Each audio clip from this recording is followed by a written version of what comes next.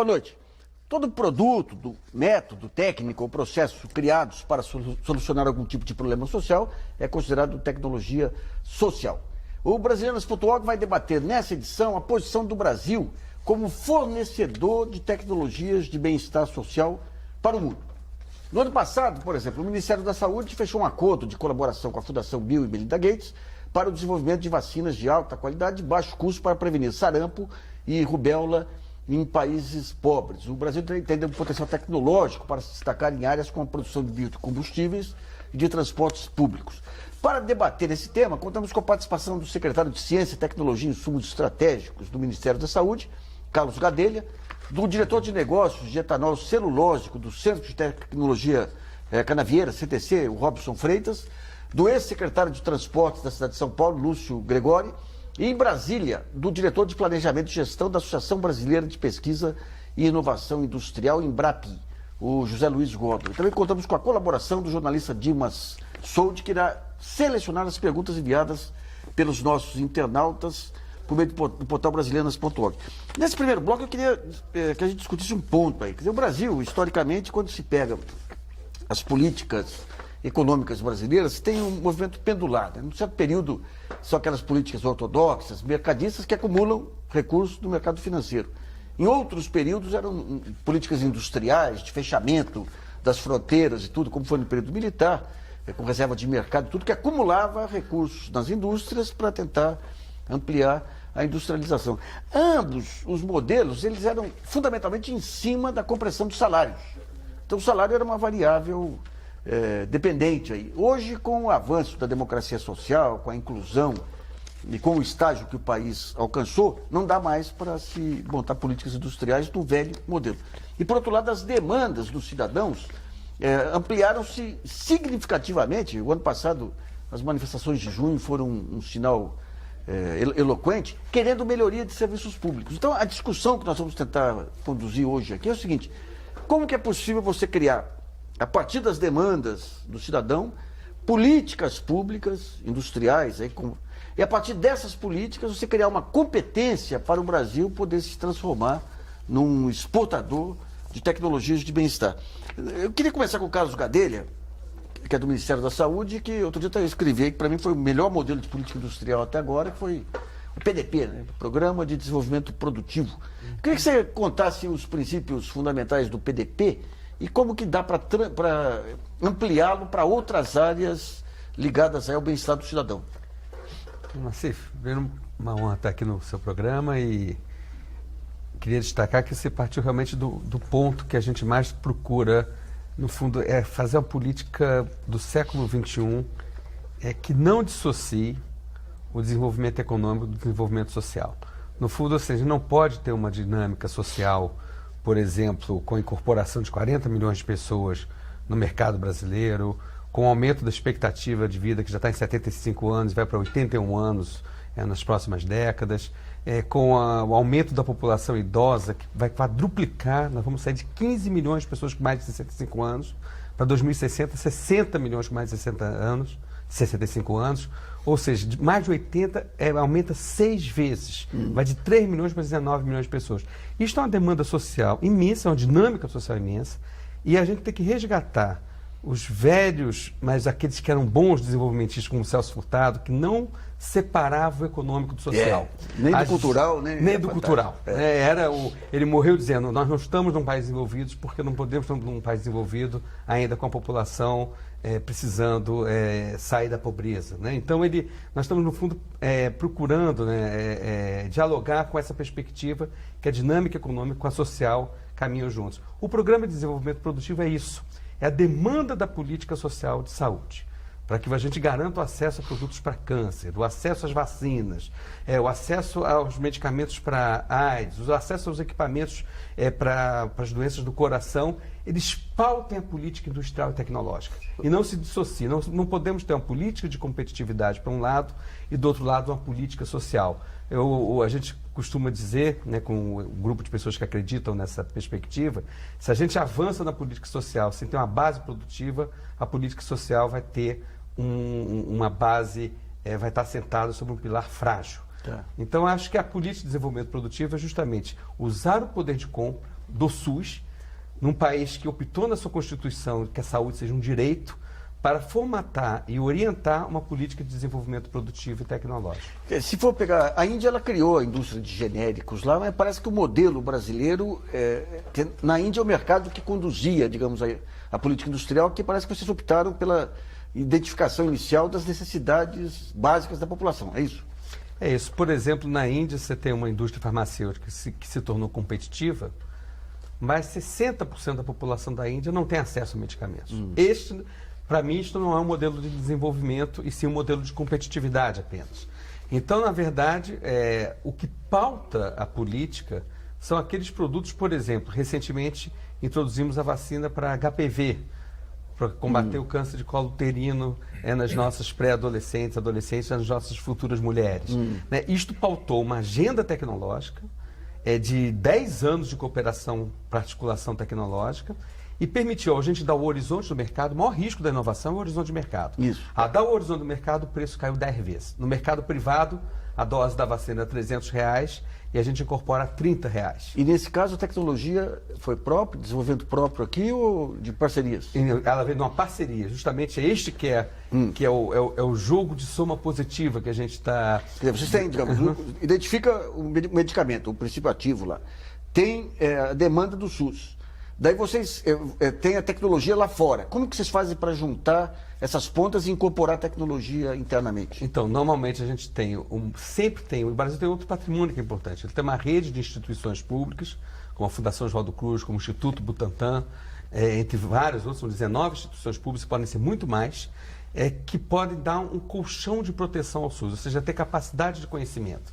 Essas instituições se articulam com quem tem a tecnologia, no caso uma empresa internacional importante na área de vacinas, como a gente tem nosso programa de vacinação com outras vacinas, como a que você mencionou, para sarampo e rubéola, faz parte também de uma articulação. Então envolve um detentor de tecnologia, uma instituição pública e instituições privadas que vão produzir no Brasil. Ou seja, se a instituição internacional quiser vender, ela tem que transferir tecnologia, é isso? Ela não vende ela só vai ter acesso ao mercado ao SUS nesse modelo se junto vier a tecnologia. Qual foi a reação das multinacionais quando vocês apresentaram essa condição?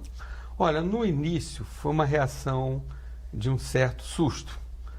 O Brasil não quer ter uma divisão internacional do trabalho onde nós fazemos, tinha uma brincadeira dos assessores do governo americano de cerca de 15 anos atrás, que falava potato chips é igual computer chips, onde a gente produziria apenas produtos de baixo conteúdo tecnológico e importaria produtos de alta tecnologia. Então, no começo, houve uma certa situação de espanto e mesmo de uma certa oposição.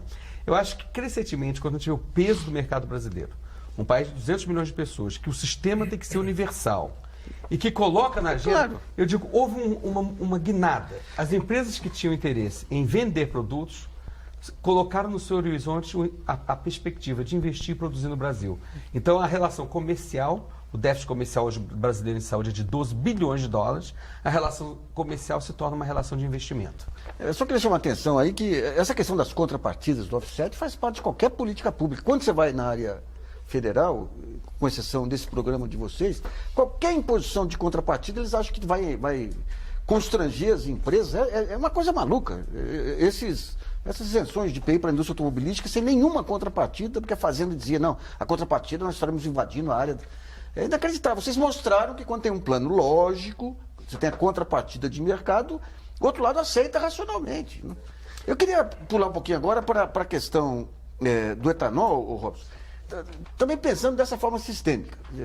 Tempos atrás, quando o etanol começou parecia que ia explodir e tudo, antes da compressão de preços aí de gasolina e tudo mais, eu lembro que se ensaiava uma saída para o exterior, onde ia o produtor de cana lá, ia junto à indústria de máquinas, ia junto o capital financeiro para tentar criar todo esse entorno aí, e o Brasil, pela primeira vez eu vi um setor em que o Brasil poderia liderar processos na África, na América Central. O que aconteceu com esse modelo?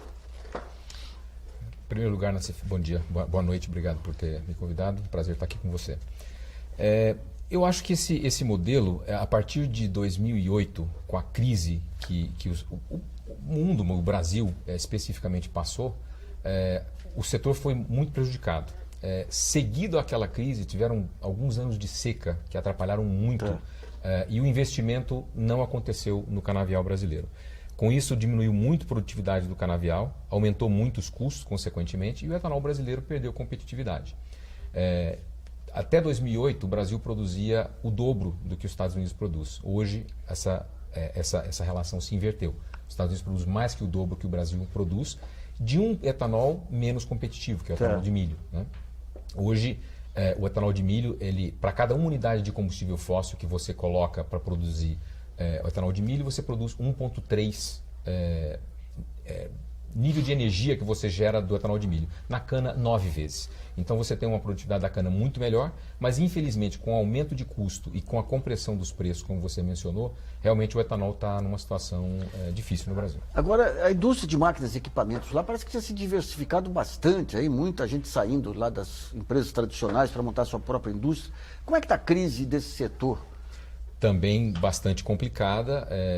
Existia no Brasil uma expectativa de que se geraria ou se construiria muitas usinas novas de produção de etanol, popular chamada pelo setor de greenfields, né? Isso não aconteceu e, obviamente, a indústria de maquinário também tem sofrido bastante. Demitiu muita gente, está numa situação complicada. Só para pensar uma coisa, Robson, quando a gente olha em muitos setores aí da economia, você teve essa queda do PIB, aumento de inflação nos últimos anos, fez o governo perder um pouco o rumo aí, mas a gente vê que em vários setores você tem um conjunto de atores aí que permite você retomar e relançar os setores inteiros aí. Você tem mercado de capitais, você tem tecnologia, você tem... No seu setor, tem alguém pensando um plano de governo para ser entregue que possa articular, digamos, resolver essa questão do passivo imediato e fazer o setor retomar aquela pujança? A partir do pressuposto que vai ter reajuste de combustível, né? Eu acho que esse é o primeiro pressuposto. Se não houver um reajuste de combustível que justifique a produção do etanol vis-à-vis o custo da gasolina no Brasil, dificilmente haverá novos grandes investimentos. Para responder a sua pergunta, eu não tenho conhecimento de um plano totalmente estruturado para a recuperação do setor sucroenergético brasileiro. Existem algumas iniciativas pontuais, através de liberação de verbas com um custo subsidiado, vamos dizer assim, ou de juros mais baixos por parte de algumas iniciativas do governo, mas nada muito estruturado, são coisas pontuais que eu acho que ainda não resolve a situação. Enfim, eu quero ver com o Lúcio Gregório, também pegando essa questão da mobilidade e do combustível limpo também, que a gente achava que ia ser uma das portas de entrada aí do etanol brasileiro no mundo aí. Quer dizer, quando você pega o transporte urbano, os ônibus aí, eles têm um mercado considerável para a produção de ônibus. Você andou sugerindo recentemente que deveria haver uma atualização do sistema de ônibus. Como seria essa atualização e como acoplar isso numa política industrial que garantisse o Brasil como fornecedor dessa tecnologia de combustível limpo para o transporte urbano mundial? Olha, um dos aspectos é que o Brasil já fez tentativas nessa direção. O etanol, o biodiesel, assim por dentro. Mas me parece, as informações que eu tenho são preliminares, de que os custos, né, e o rendimento que eles apresentam criaram um problema que fez com que eles não tivessem o desenvolvimento e a expansão que seria desejado. Eu, por outro lado, acho que nós temos esquecido a energia elétrica como fator de transporte coletivo urbano, né? No mundo hoje existem tecnologias e o Brasil, nesse sentido, está atrasadíssimo e poderia ser uma frente fantástica de pesquisa, de estudo e de implementação de processos e também de fabricação dos ônibus elétricos de última geração. O ônibus elétrico de última geração, ele não tem mais o trolley, né? Que era um problema e tal. Além disso, ele tem um sistema de carregamento próprio por autoindução nos pontos de parada. Ele funciona mais ou menos como um laptop. Toda vez que dá uma parada num ponto de parada, ele recarrega as baterias assim por diante. O ponto de parada é no trajeto dele? É no trajeto dele. Ele dá uma parada em um sistema de carregamento por indução eletromagnética, recarrega as baterias e assim, é um dos sistemas, né? E infelizmente o Brasil, zero nesse departamento. A energia elétrica por si só é limpa, mas o ônibus elétrico tem vantagens adicionais mesmo em relação ao biodiesel e o etanol, que é o ruído. O nível de ruído dos veículos brasileiros, dos ônibus coletivos, é terrível, terrível, é absurdo. Né? É uma coisa que não tem mais sentido. Então, uma das frentes que eu vejo é o investimento pesado do Brasil numa produção e pesquisa e produção, culminando com os ônibus elétricos de uma geração. O mercado brasileiro de ônibus é fantástico. Você tem hoje no Brasil mais de 100 mil ônibus. Aí, Então, deixa eu entender uma coisa. Quando se fala dessa questão da competitividade do etanol, quer dizer, um fator é o custo de produção do etanol, o outro é a qualidade dos motores e a forma de comparação com gasolina e tudo mais. Aí.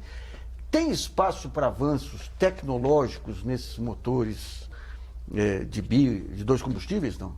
Certamente. O motor flex, hoje, ele é um motor que opera ineficientemente com os dois combustíveis. Né?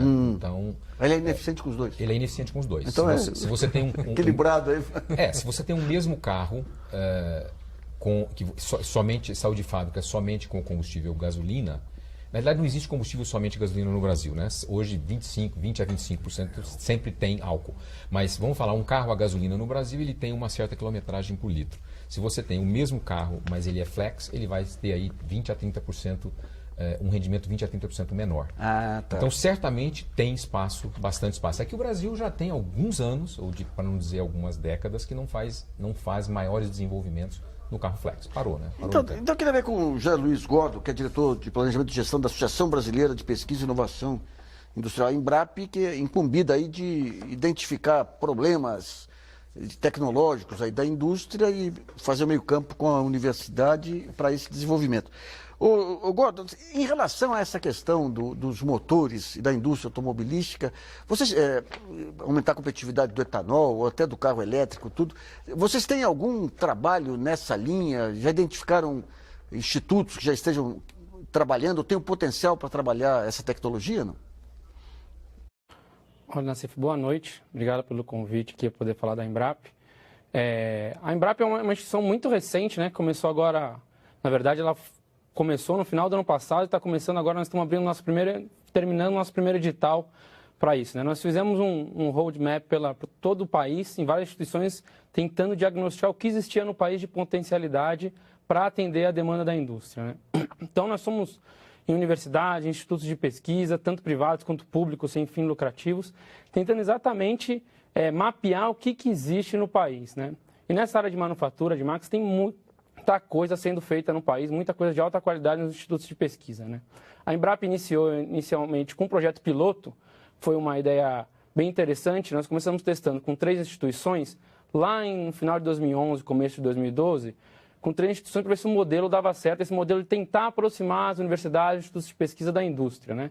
E uma dessas instituições era o Senai Cimatec na Bahia, que trabalha nessa área de manufatura e tem feito projetos muito legais junto com a indústria mobilística lá na Bahia e no resto do país, né? Então, tem muita potencialidade, muita coisa acontecendo, né, nessa área, e nós estamos terminando o nosso edital e temos verificado que vai vir bastante coisa interessante aí nessa área para ajudar a nossa indústria nessa área. Vocês chegaram a fazer algum mapeamento dessas indústrias de bem-estar, de saúde e outras políticas? Ou chegaram a definir o que seriam os setores em que o Brasil deveria apostar em termos de política industrial?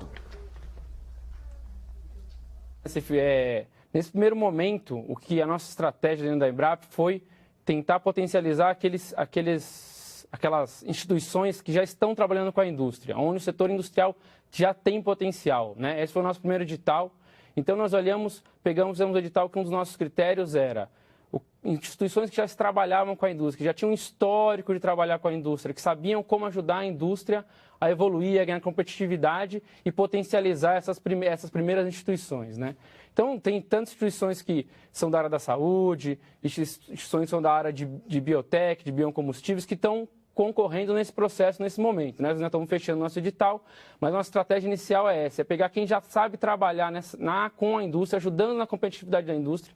Esse é um momento importante para o país, né? Que introduziu uma série de pessoas na classe média, que deu poder de compra e estão querendo consumir, né? E a nossa indústria precisa de competitividade, então nós pegamos aqueles que já podem auxiliar rapidamente a indústria, e potencializar eles nesse primeiro edital. Numa segunda etapa, nós vamos fazer esse caminho de tentar induzir algumas instituições nesse caminho que é importante com esses ganhos sociais que ocorreram nos últimos anos, nos últimos 10 anos dentro do país, que é fundamental que a gente tenha uma política para isso.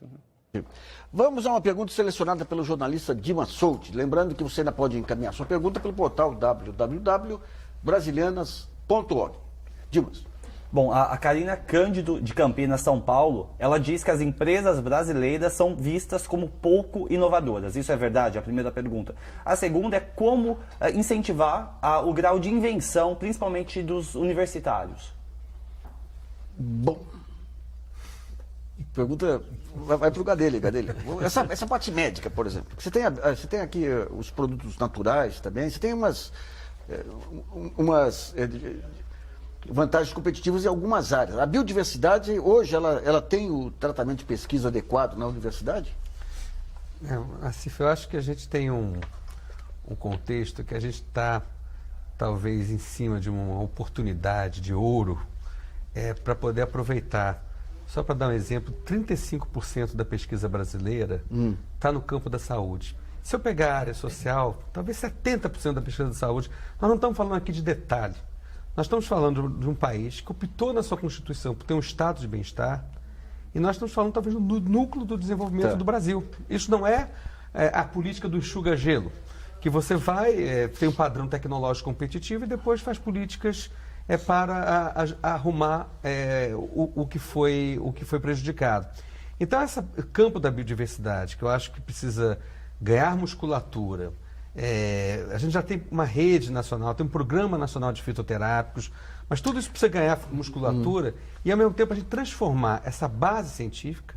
O Brasil foi é o quarto país do mundo que mais cresceu a produção científica se eu comparar os últimos 4 anos com os outros 4 anos. Ou seja, a gente está em quarto lugar na taxa de crescimento. Entre os BRICS, é superado pela China. Quando você fala em produção científica, é o paper ou é pesquisa? A produção científica do paper indexado, né, em revistas internacionais. Então, é como se tivesse um quebra-cabeça que a gente tem que montar. A gente tem uma base industrial. O Brasil não é um país sem indústria. Ele tem uma base de pesquisa. Ele tem agências de fomento, como o BNDES, FINEP. E a gente tem que ter um novo modelo de governança que seja ousado, inovador, para que a gente possa juntar essas peças do quebra-cabeça. Também não adianta a gente só ter uma base científica. Tem países, irmãos como a Argentina, por exemplo, que tem um nível de conhecimento, um nível de recursos humanos elevadíssimo e não conseguiu engatar isso no novo padrão produtivo. E patinou no desenvolvimento. Então, mas quando a gente fala em setor novo, produto novo, aí você tem um risco de mercado aí monumental. E esses fundos para startups e tudo aí, eles esbarram numa resistência muito grande dos órgãos de controle. Né? Outro dia eu conversava com alguém da FINEP, eles disseram, nos Estados Unidos, se você banca 4 startups, 10 startups, e só uma dá certo, é vitória. Aqui, se você banca 10 startups e uma dá errado, é Tribunal de Contas. Isso aí vocês estão conseguindo romper com essa maldição lusitana, portuguesa, brasileira aí, não? Forte ter mencionado isso. Por exemplo, a gente hoje tem 104 parcerias para o desenvolvimento produtivo. 97 produtos.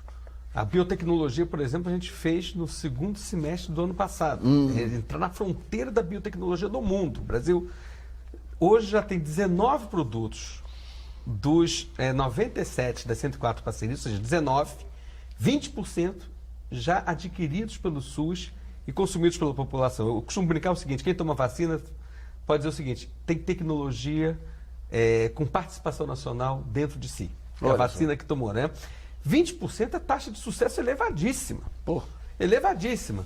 Então, eu acho que essa mudança de cultura, de que a gente tem que dar horizonte de mercado. Não adianta, se não tiver horizonte de mercado, não vai... Então, não há um DNA do empresário brasileiro anti-inovação. Não há uma maldição anti-inovadora brasileira. A gente tem que criar uma estrutura institucional corajosa. Não há país do mundo que se desenvolveu, que tenha o porte do mercado brasileiro, que não usou o seu próprio mercado para alavancar a inovação. É isso. E os Estados Unidos foi assim, Japão foi assim, Coreia foi assim. Se a gente for pensar, então, dentro desse modelo, dentro do governo federal, você tem saúde, que é um grande comprador, você tem a Petrobras, que, obviamente, com as demandas aí do pré-sal e tudo aí. O MEC, ele chega a ter uma massa crítica porque ele tem um fornecimento de cadeiras, mas ele tem uma parte também de tecnologia para inclusão. O MEC, ele daria para gerar uma política, um PDP aí para a área de educação, não? Olha, eu acho que o modelo que a gente está avançando, inclusive um modelo que tem por exemplo, no Viver Sem Limites, né? De um lado, uma política social da maior importância. O que é o Viver Sem Limites? É justamente você tecnologias para quem tem dificuldade de locomoção, ou seja, uma tecnologia típica social. Ao mesmo tempo, isso é alta tecnologia, eu digo, é conhecimento na veia. Claro. Sim, é conhecimento na veia. É você conseguir fazer alguém que não consegue andar, ele voltar a ter condições de andar, ter condições, por exemplo, de monitoramento à distância. É do idoso que tem dificuldade. E ele não precisa estar no hospital, ele pode estar dentro da casa dele, ter sensores e forma de acionar se ele está precisando algo desse sentido. Isso tudo envolve uma articulação, e talvez seja o mais interessante no campo da saúde, que eu uso como exemplo de modelo de desenvolvimento, e não apenas como uma autorreferência à saúde, né? É de articulação institucional. Ou eu coloco junto recurso humano, crédito, mercado, infraestrutura tecnológica e regulação, ou eu não consigo fazer a diferença. É isso. Então, eu acho que é um pouco um modelo que a gente pode pensar na sua ampliação para a área social. Bom, vamos para o primeiro intervalo em brasilianas.org, volta logo.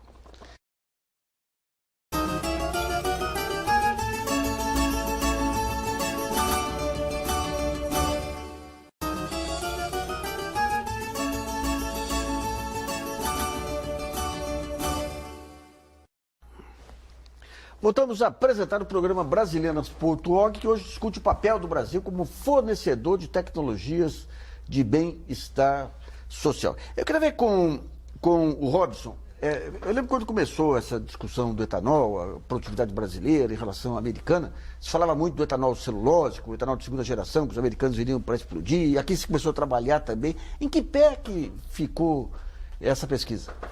A pesquisa está, vamos dizer assim, bastante avançada. Eu diria que o etanol celulósico hoje é uma realidade. O CTC, por exemplo, tem desenvolvido essa tecnologia desde 2007 e agora, há um mês atrás, iniciou a pré-operação, comissionamento da sua planta de demonstração da tecnologia, que foi desenvolvida desde o seu início para atender a necessidade da indústria sucroalcooleira brasileira. É totalmente integrada às usinas de primeira geração existentes. É um piloto ou já está em... É uma planta de demonstração que pretende demonstrar a tecnologia para lançar uma planta comercial até 2016, 2017. Tá. E tendo essa tecnologia, como é que vocês fazem para expandir essa tecnologia para o mercado? Na realidade, a indústria, uma planta de etanol celulósico, ela vai ser anexada diretamente numa usina de primeira geração hoje existente no Brasil. Só para ficar claro para o telespectador, quer dizer, essa planta é especificamente para a palha da cana. Explica assim, a primeira e segunda geração. Só um comentário básico a respeito do etanol celulósico. Ele é feito da parte não comestível da planta. Então você primeiro sai daquela discussão de comida versus combustível. Entendi. Que foi muito quente aí no passado, principalmente nos Estados Unidos. Você pega o bagaço ou a palha da cana e através da extração de açúcares presentes na fibra desse material agrícola, você fermenta e faz etanol. E aquela, a gente ouvia falar que a capacidade aí energética era um terço um terço, quer dizer, a palha, o bagaço e... Correto. É isso mesmo? É isso mesmo, em torno de um terço cada um. E hoje a gente tem usado muito pouco do potencial da cana. Com o etanol celulósico, é possível hoje aumentar até 50% a produtividade do canavial brasileiro sem plantar mais um pé de cana. Agora, se for pensar em termos de mercado externo, essa ideia do Brasil ser um fornecedor de tecnologias limpas aí de bem-estar, tem alguma ação articulada que... Porque antes de 2008 essa questão ambiental pegou fogo aí, era o grande carro-chefe para o Brasil entrar mundo afora. A crise derrubou um pouquinho essa questão ambiental. Como é que está hoje o mercado internacional e o interesse internacional em relação às energias limpas? Continua forte. Os Estados Unidos têm um programa que está sendo revisado agora pelo governo americano, mas assim mesmo ele tá claro que a produção americana não consegue atender essa demanda que eles têm estipulado para eles mesmos. E o Brasil é hoje o único país que consegue atender a demanda americana, o etanol celulósico, desculpa, o etanol de cana brasileira de primeira geração já é considerado pela EPA, que é vamos dizer, a ANP americana, como um etanol avançado. Então, o nosso etanol de primeira geração já atende uma demanda que o americano Quer dizer, tem. o Brasil tem tecnologia, tem terra, o que precisaria seria recuperar a produtividade da lavoura e recuperar o fôlego financeiro do setor. Exatamente. Essa questão da produtividade da lavoura, o CTC tem trabalhado fortemente em novas variedades mais produtivas, mais direcionadas a determinados tipos de terra, de ambiente produtivo, e precisa-se agora de uma política governamental que possa suportar esse setor. Eu queria ver o Gordon lá em Brasília. Agora, essa questão do Ministério da Educação, como poder de compra do Ministério e o tipo de produto que ele demanda, daria para definir, para entrar em áreas de tecnologia mais avançada? Olha, Nassif, eu acho que o Ministério da Educação, a gente fez esse mapa, viajou várias instituições no país para conhecer o que estava acontecendo de pesquisa. A gente viu muito, além da área da saúde, muita coisa acontecendo demandada pelo Ministério da Educação no país. Muita coisa para essa área de tecnologia da informação, com projetores interativos, software, formas de tentar distribuir internet nas escolas, muita coisa acontecendo, sendo demandada nesses laboratórios e gerando atividades de inovação muito grandes, muito importantes no país e gerando diferenciação. Eu acho que o MEC hoje, com o FNDCT, tem uma capacidade de gasto muito grande, que pode gerar uma série de demandas para nossas escolas que precisam dessas escolas do futuro, que necessitam de interatividade, de uma aula mais dinâmica, que o professor possa extrair o aluno de uma forma diferente do que simplesmente o giz na lousa. Então, muita coisa tem acontecido, tem sido desenvolvida nesses laboratórios para ajudar o país e a educação.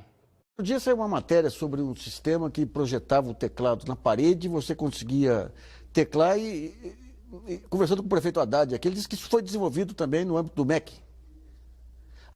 Isso foi desenvolvido no âmbito do MEC, foi uma parceria com uma universidade federal para desenvolver esse projeto. É muito interessante porque ele deixa a aula mais dinâmica, você pode conectar o computador por Wi-Fi nele, você projeta a aula, projeta vídeos, você pode transportar ele facilmente, ele está sendo distribuído em várias escolas no país, ou seja, foi o poder de compra, de demanda do Estado que induziu esse desenvolvimento e que hoje está na maioria das escolas no país. O modelo do MEC é sempre identificar uma necessidade, identificar uma pesquisa e fazer uma parceria com uma universidade ou um instituto. É esse o modelo? E a produção em massa, como é que fica? Oi? A produção em massa, digamos. Então, eles desenvolvem o produto com a universidade, com o Instituto de Pesquisa, e depois abrem uma licitação pelo meio do FNDCT para ver quem consegue produzir isso em massa. E tem tido resultados bem interessantes. Muitas coisas têm acontecido no âmbito do MEC nisso. Talvez não tão desenvolvida como acontece na saúde, mas existe um espaço para isso crescer lá. Eu acho que dentro do MEC eles têm estudado isso. Joia. Eles tudo, né? Desde instrumentos musicais até computador. É a sua área que está um brejo, hein, Michel? Eu estou com uma inveja aqui da educação, da saúde, do etanol. E a mobilidade urbana, francamente, e olha, com a alavancada que teve em junho de 2013, que botou esse assunto aí na pauta, né? Eu vejo praticamente muito pouca coisa. Soube agora que existe um programa, parece que o Ministério da Cidade vai iniciar, o Inovar Alto, que vai vincular eventualmente, isso é uma questão a verificar mais detalhadamente, essa questão de incentivo de impostos, isenção, etc., a programas de inovação tecnológica nos automóveis. Quer dizer, isso já acho um passo, mas ainda pensado em termos do deslocamento individual, é curioso isso. Quando eu penso no transporte coletivo, eu acho que a pobreza é generalizada e eu realmente é uma inveja. Eu estava pensando, por exemplo, no ônibus elétrico, só para complementar, não sei, agora entra aqui um pouco de, talvez, wishful thinking, não sei, mas, por exemplo, um país que tem sol, como o Brasil tem, quem sabe uma pesquisa para saber se você não pode recarregar as baterias por sol, por energia solar? Quer dizer, você poderia fazer aí Dá para esquentar água, só sei lá, né? Então, eu acho que no transporte coletivo urbano, uma das pontos que talvez eu gostaria de chamar a atenção é que ele não é um direito social, como o artigo 6º é a saúde, como é a educação. E isso talvez seja um elemento chave para destravar esse atraso numa questão fundamental, porque eu só vou para a escola e só chego no hospital andando de transporte coletivo, o problema de alguma mobilidade. E, no entanto, não existe já um avanço, isso é importante dizer. Está na pauta do Congresso Nacional, já foi aprovado na Câmara Federal e está no Senado Federal, PEC 74, que institui o transporte como direito social, no artigo 6º. Isso é uma alavanca poderosa. Está na mão do senador Renan. Já tem todos os pareceres favoráveis do senador, ou seja, se o presidente do Senado puser em votação, pode ser que daqui a um mês o transporte seja um direito social. E isso começa, é uma avenida, né? Maravilha. Deixa eu só explorar um pouquinho o Gordo aqui. O Gordo aí é só para mim, informação pessoal, para os trabalhos nossos aí. Dentro do MEC, qual que é a secretaria que cuida dessa parte de inovação e tecnologia? Hoje, uma parte disso fica dentro do FNDE, né? E uma parte fica dentro da Secretaria de Desenvolvimento Tecnológico, que estão ligados aos institutos federais.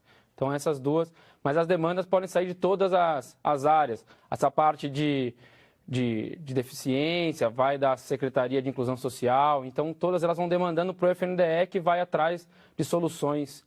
Muitas vezes tentar demandar soluções nacionais para isso. FNDE mesmo. Vamos a outra pergunta selecionada pelo jornalista Dima Soldi. Lembrando que o programa é ao vivo. E você ainda pode enviar sua pergunta pelo portal www.brasilianas.org. Pergunta do Marcos Malaquias, de Santa Catarina, voltada ao Carlos. Ele quer saber como que o Ministério da Saúde se encontra no desenvolvimento e no incentivo de vacinas e medicamentos de doenças tropicais. Isso é outra coisa importante, né? O Brasil ele passou por o que a gente chama de uma transição epidemiológica. As doenças crônicas, elas são doenças do coração, câncer, que adquirem um peso muito grande, mas ao mesmo tempo esse modelo de indução e diálogo com o setor produtivo permite que a gente coloque como um critério de apoio aos projetos que ele também tenha produto para doenças negligenciadas. Então, por exemplo, em algum momento o mundo parou de produzir medicamento para a doença de Chagas. A gente usou esse modelo e induziu. O Brasil era o único produtor de benzonidazol, um medicamento para a doença de Chagas. As vacinas, isso que você mencionou, a relação com a Fundação Gates, que mudou completamente. Aliás, é um marco, né, essa mudança. Antes, a Fundação Gates colocava, né, os BRICS como futuros e potenciais doadores. Falou, a discussão com a gente não tem que ser apenas a discussão do doador. Nós queremos participar da produção global.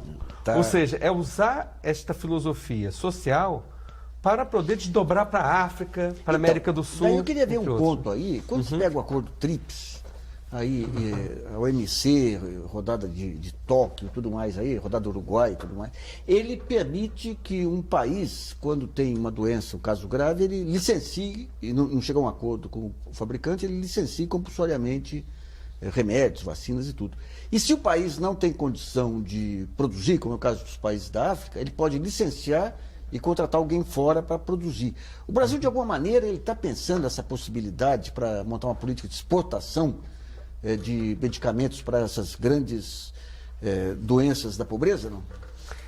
A gente hoje tem uma rede nacional de doenças negligenciadas. Foi lançado, inclusive, um edital de 20 milhões, precisa mais, mas é um recurso que foi expressivo para essas doenças. Tem esse tipo de ação, como eu citei, com a Fundação Gates. E a ideia é que a gente parte, primeiro, de uma situação que, ao envolver o setor produtivo, a gente tem uma relação mais cooperativa. Mas não pode perder de vista a visão de que os interesses da saúde pública são dominantes frente aos interesses econômicos. Então, eu digo, se a gente não conseguir estabelecer uma cooperação para poder atender a saúde global, a gente pode usar, isto é absolutamente dentro do acordo TRIPS, das flexibilidades. O que eu tenho de bom para dizer é que a gente caminhou do momento em que houve o processo de licenciamento compulsório do Efavirenz para o tratamento da AIDS, para um momento cooperativo, já que a gente colocou o acesso ao mercado nacional e mesmo o desdobramento para o mercado internacional como um jogo que está se discutindo no mundo todo. Como eu tenho tecnologia sustentável. Eu não vou ter uma saúde pública universal, uma educação universal, um modelo de transporte universal se eu tiver um padrão tecnológico excludente. Isso está sendo discutido nos Estados Unidos, na Inglaterra, na Suécia, na Noruega. Não é uma discussão apenas de nós que temos recursos talvez mais escassos. É uma discussão global de como eu domo o padrão tecnológico para que ele se volte para o social. Isso a gente consegue com um esquema de incentivos que permite estabelecer jogos e articulações positivas com o setor produtivo. Eu queria só acrescentar um pontinho. Como que ficam as relações com a Anvisa, que é a Agência Nacional de Vigilância Sanitária, e NPI, todos esses... De que forma que se dá articulação internamente no governo? Olha, eu acho que houve um avanço importante, né, ao se normatizar os fluxos entre a Anvisa e o INPI, né? Tendo esta perspectiva de que o direito social, a saúde é um direito, né? A gente está tratando a anuência prévia, é prévia. A anuência prévia não é posterior. Então foi definido um fluxo claro que Você fala anuência prévia para licenciamento de medicamentos. Para licenciamento e para o patenteamento de medicamentos. Então a primeira análise é da Anvisa, que se ela anui, ela vai para a análise do INPI. Que é o Instituto Nacional de Propriedade... O Instituto Nacional de Propriedade Intelectual, que liga com patentes, marcas, enfim, com a propriedade intelectual. Então na verdade, era muito mais um caminho do fluxo que ficasse claro. A porta de entrada da área da saúde social é a Anvisa, que anuindo passa para a análise do INPI. Então, com isso, eu acho que o terreno começa a ficar limpo. E o que talvez tenha sido visto como uma inovação brasileira é algo que tem sido, inclusive, copiado e visto como analogia para que a gente cumpra o que saiu da resolução de Doha, da OMC, ou seja, de que a lógica econômica não pode se sobrepor aos direitos sociais. Então, todos os países podem utilizar instrumentos complementares na sua legislação de propriedade intelectual, e este caminho permite, inclusive, que a taxa de produtos, o número de produtos que não são anuídos pela Anvisa é muito pequeno. Né? É justamente daqueles produtos ou que têm risco de trazer problemas de acesso para a população brasileira. Filho. Vamos para o segundo intervalo e Brasilianas.org volta já.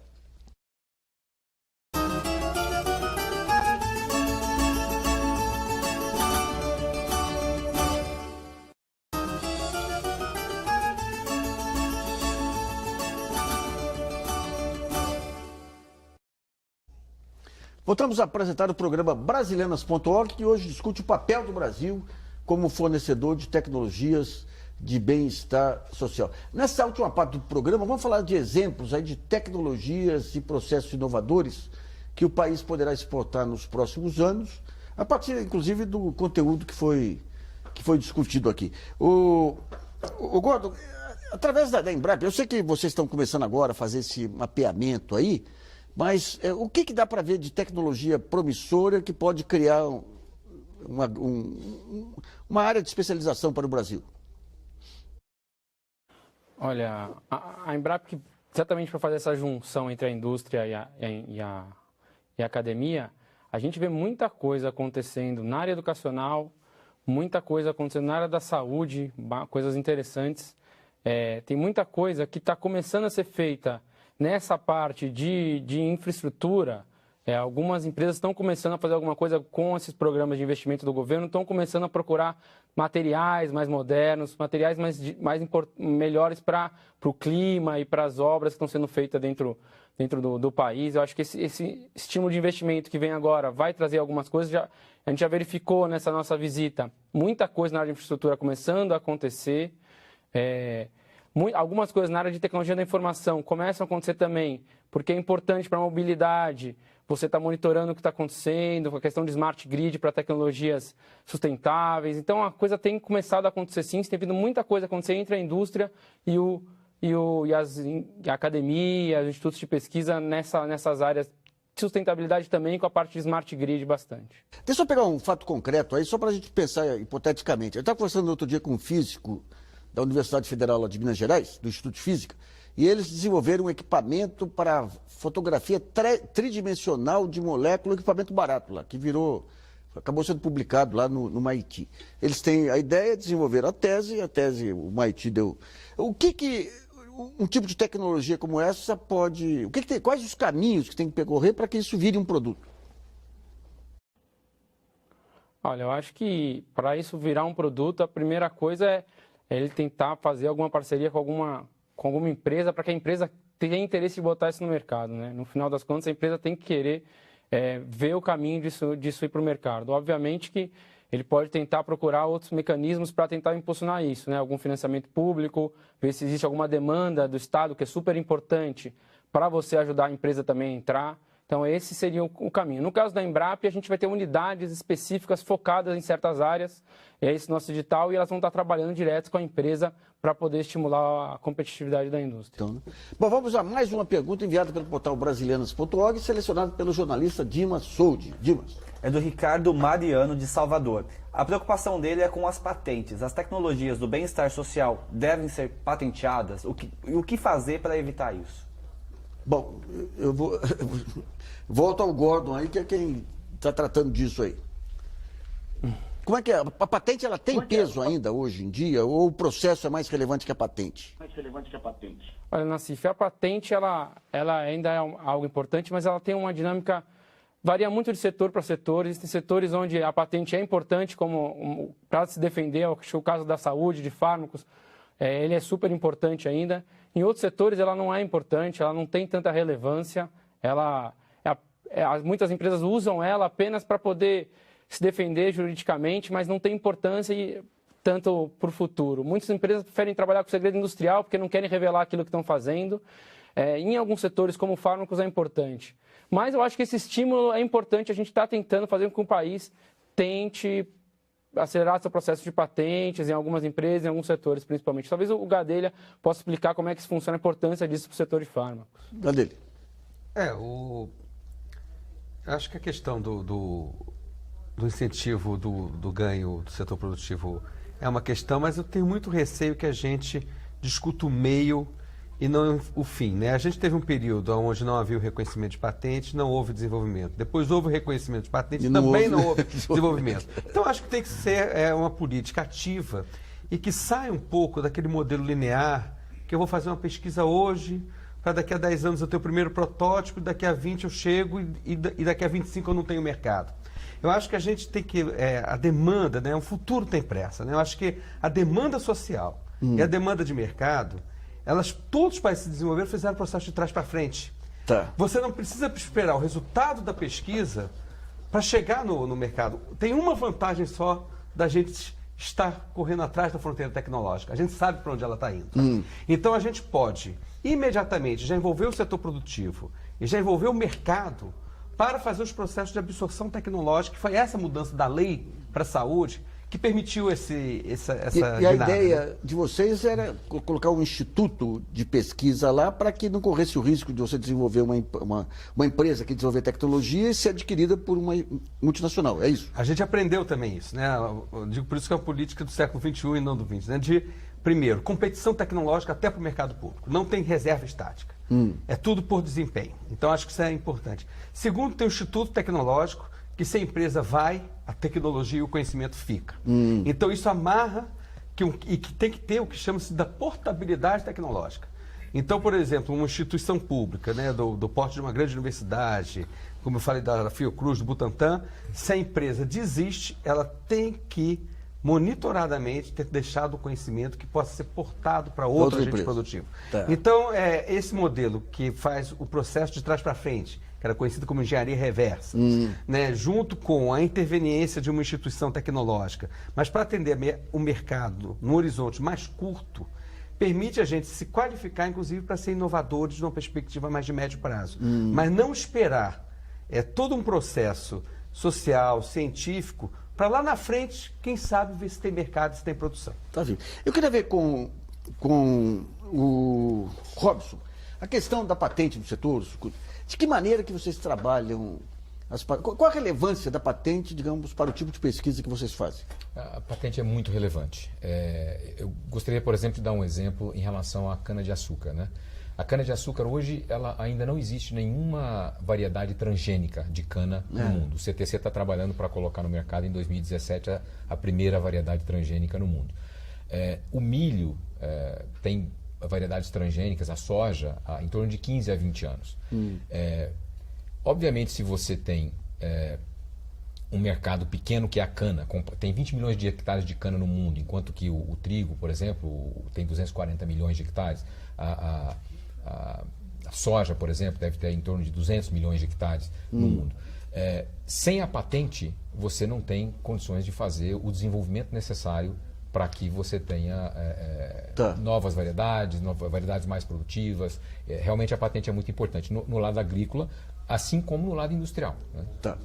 Bom, o programa Brasilianas.org sobre a posição do Brasil como fornecedor mundial de tecnologias de bem-estar social termina por aqui. Eu agradeço a participação do secretário de Ciência, Tecnologia e Insumos Estratégicos do Ministério da Saúde, o Carlos Gadelha, do diretor de negócios de etanol celulósico do Centro de Tecnologia Canavieiro, CTC, Robson Freitas, do ex-secretário municipal de Transportes de São Paulo, Lúcio Gregori, e do diretor de Planejamento e Gestão da Associação Brasileira de Pesquisa e Inovação Industrial, a Embrap, o José Luiz Gordon. E também agradeço a colaboração do jornalista Dimas Soldi, de você que nos acompanhou em mais essa edição. E lembre-se que você pode continuar colaborando, mandando sugestões, textos e vídeos para o portal brasilianas.org. Esse espaço aqui também é seu. E voltamos na próxima segunda-feira, às 8 horas da noite.